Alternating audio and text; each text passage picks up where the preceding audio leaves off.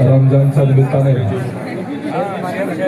सर्वप्रथम आपल्याला येणाऱ्या ईदच्या मनापासूनच्या शुभेच्छा देतो.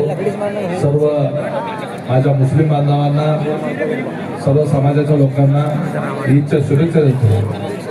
दरवर्षी नित्यनेमाने फारुख शाब्दी यांनी त्यांच्या इफ्तार पार्टीला बोलवल्यानंतर येतच असतो.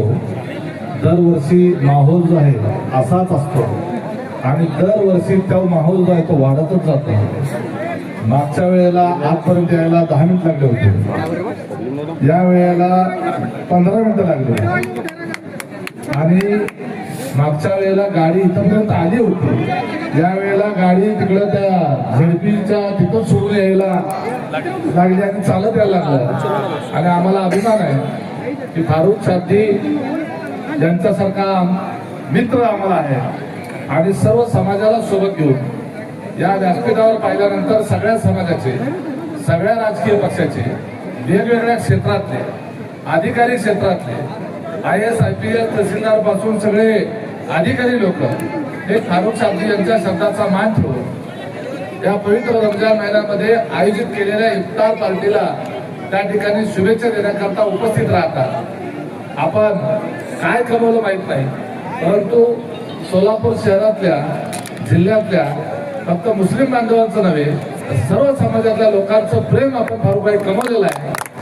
आणि हे प्रेम जे आहे हे असंच त्या ठिकाणी उत्तरोत्तर वाढत राहणार आहे. कारण तुमचा स्वभाव तो अत्यंत महत्वाचा आहे, अत्यंत प्रेमळ स्वभाव, लोकांना मदत करण्याचा आणि त्याच्या पाठीशी उभं राहण्याचं तुमचं कायमचं सामाजिक बांधिलकी.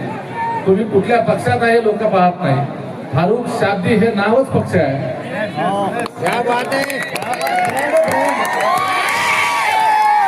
जिथं फारुख शाब्दी उभे आहे त्या ठिकाणी फारुख शाब्दी नावाचा पक्षच उभा आहे आणि त्यांना मानणारा फार मोठा वर्ग आहे.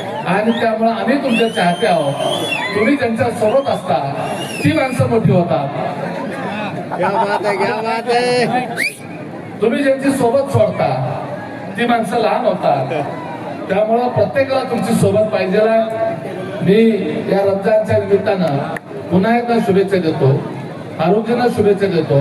त्यांनी आम्हाला बोलवलं, आमचा आदर सत्कार आणि सन्मान केला, त्याबद्दल मनापासून त्यांचा आभारही मानतो. आणि व्यासपीठावर जे जे बोललेले नसतील त्या सगळ्यांच्या वतीनं, अजून कोण बोलणार आहे का? सगळ्यांच्या वतीनं बोलणार. ओके, तर आपल्या सर्वांना पुन्हा एकदा ईदच्या शुभेच्छा देतो. जय हिंद, जय Maharashtra. Right now and press the bell icon. Never miss a